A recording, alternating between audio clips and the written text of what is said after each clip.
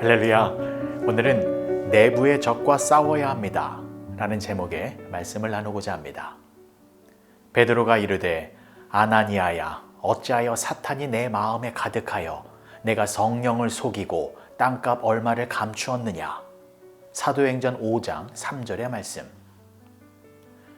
등잔 밑이 어둡다 또는 믿었던 도끼에 발등 찍힌다 라는 속담이 있는데, 이것은 가까운 사람에게 배신을 당했을 때 흔히 인용되는 속담입니다. 로마의 황제 시저가 가장 믿었던 부하 브루투스의 칼에 찔려 죽어가면서 했던 유명한 말이 있지요. 브루투스 너 맞아 라는 이 유명한 말도 내부의 적을 조심해야 한다라는 교훈을 알려주는 것입니다. 오늘 본문의 말씀도 그렇습니다.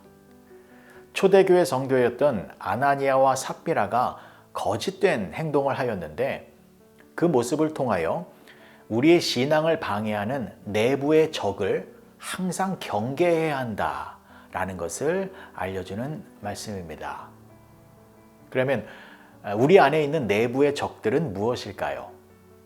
첫 번째는 사탄입니다. 아나니아와 삽비라는 사탄의 꾀임에 넘어갔습니다. 참 조심해야 되는 부분입니다. 아나니아와 삽비라는 자신의 재산을 공동체와 함께 나누면 좋겠다라는 선한 마음으로 그들이 갖고 있었던 땅을 팔았습니다. 근데 막상 땅을 팔고 보니 갈등이 생겼습니다. 이걸 다 바치자니 조금 아깝다라는 생각이 들었고, 그렇다고 땅을 팔았는데 이것을 안 바칠 수도 없고, 그래서 이러지도 못하고 저러지도 못하는 상황이 되어졌습니다. 그러면 솔직하게 말하면 되는 것이었습니다.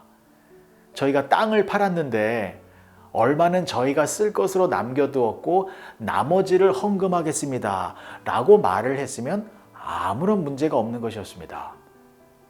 그런데 사탄이 가만두지 않았습니다. 거짓말을 하라고 부추긴 것이었습니다. 너희가 쓸 돈은 빼놓고 나머지를 드려라. 그리고 그것이 땅 판 돈의 전부라고 해라. 그 돈이 전부인지 아닌지 누가 알겠느냐. 이렇게 거짓말을 하라고 한 것입니다. 결국 아나니아와 삽비라는 그 사탄의 꾀임에 넘어가 자신들이 바친 돈이 땅 판 돈의 전부이다 라고 거짓말을 하였고, 그 결과 죽음의 형벌을 받게 된 것입니다. 여러분, 사탄은 거짓말의 아비입니다. 그래서 우리가 하나님께 순종하려고 할 때 사탄은 항상 우리를 혼란에 빠뜨립니다. 순종을 못하게 하는 것이 아니라 적당히 하라고 속이는 것입니다. 주일마다 교회 잘 나갔으니까 이번 주에는 한번 빠져도 괜찮다라고 우리를 속입니다. 기도는 매일 안 해도 되니까 오늘 바쁘면 기도를 생략해도 된다라고 속이고, 매일 성경 읽을 필요 없이 주일날 교회 가서 설교만 잘 들으면 된다라고 사탄은 우리 내면에서 끊임없이 우리의 신앙을 혼란스럽게 만들고 있습니다. 그래서 우리는 사탄이라고 하는 내부의 적과 싸워서 항상 순수한 신앙을 유지하려고 애를 써야 합니다. 두 번째, 우리 내부의 적은 나와 가장 가까이에 있는 사람이 될 수 있다라는 것을 기억해야 합니다. 사도행전 5장 1절과 2절의 말씀을 보시면, 아나니아라 하는 사람이 그의 아내 삽비라와 더불어 소유를 팔아 그 값에서 얼마를 감추매 그 아내도 알더라. 얼마만 가져다가 사도들의 발 앞에 두니. 이것은 남편인 아나니아가 혼자 거짓된 행동을 한 것이 아니라 그의 아내와 더불어서 함께 그 일을 했다라는 것입니다. 만약에 남편인 아나니아가 땅값의 일부를 감추는 거짓된 행동을 하고 있을 때 그와 가장 가까이에 있었던 아내가 그 모습을 보고, 여보, 그것은 잘못된 행동입니다. 그렇게 하시면 안 됩니다. 하나님 앞에서 정직하고 올바른 행동을 해야 합니다 라고 말을 하며 남편의 행동을 저지하고 말렸으면 두 사람에게 아무런 일이 발생되지 않았을 것입니다. 근데 남편에게 가장 가까이에 있었던 아내도 더불어서 함께 악한 일을 하였다라는 것입니다. 여러분, 이것은 무엇을 말하는 것입니까? 지금 여러분 주변에 있는 여러분들과 가장 가까이에 있는 사람들의 모습을 보십시오. 그 사람이 내가 죄를 지을 때 나에게 무엇이라고 말을 하고 있습니까? 나에게 따끔한 충고를 해주고 있다면 그 사람은 나에게 귀한 존재입니다. 하지만 내가 죄를 짓고 있는 것을 보면서도 침묵하고 있거나 때로는 동조하고 있다면 그 사람은 나와 더불어 악한 일에 함께하고 있는 사람입니다. 그래서 나와 가장 가까이 있는 사람이 나의 적이 될 수 있습니다. 나의 죄를 지적하는 것이 아니라 내가 죄 짓는 것을 부추기고 있다면 아무리 나와 가까이에 있는 사람이라 할지라도 그 사람이 나의 내부의 적이 되어지는 것입니다. 그리고 중요한 것은 나 자신의 모습도 점검해 보아야 합니다. 나는 나와 가장 가까이 있는 사람에게 어떠한 존재인지를 항상 살펴보아야 합니다. 남편, 아내, 자녀, 친구, 직장 동료, 그리고 교회 식구들, 이렇게 나와 가장 가까이에 있는 사람들이 하나님이 기뻐하지 않는 일을 하고 있는데 내가 그것을 보고도 모른 척하거나 침묵하고 있으면 안 됩니다. 그 사람을 진정으로 사랑한다면 그들의 잘못을 지적하고 하나님 앞에서 올바른 행동을 할 수 있도록 도와주어야 합니다. 그것이 바로 올바른 성도의 모습인 것입니다. 마지막 세 번째, 우리가 싸워야 할 내부의 적은 회개하기를 싫어하는 교만한 마음입니다.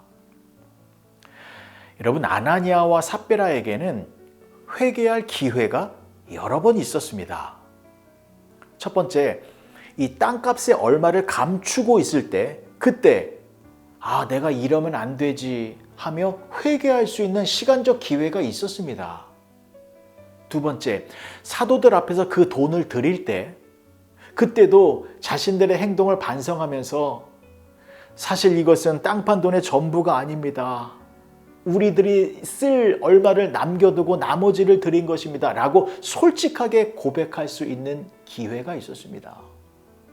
그리고 세 번째, 베드로가 왜 하나님을 속였느냐 라는 책망을 들었을 때 그 순간에 제가 잘못했습니다 라고 자신의 죄를 고백하였으면 죽음의 화를 당하지 않았을 것입니다.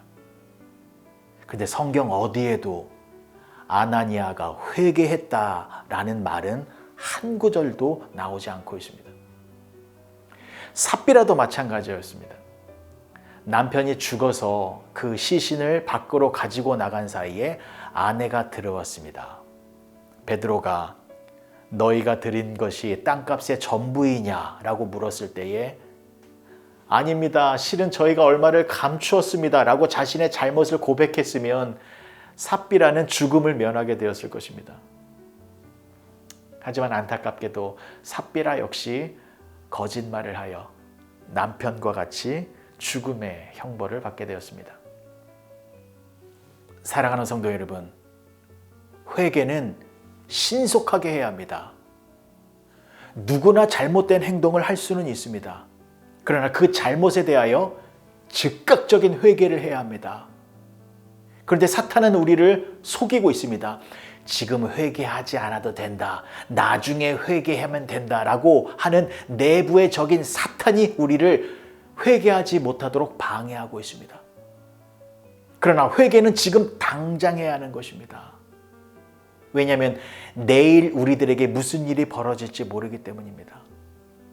오늘 회개를 하지 않은 상태에서 내일 우리의 목숨이 끊어지면 죄가 남아있는 상태이기 때문에 사망의 형벌을 받게 되는 것입니다.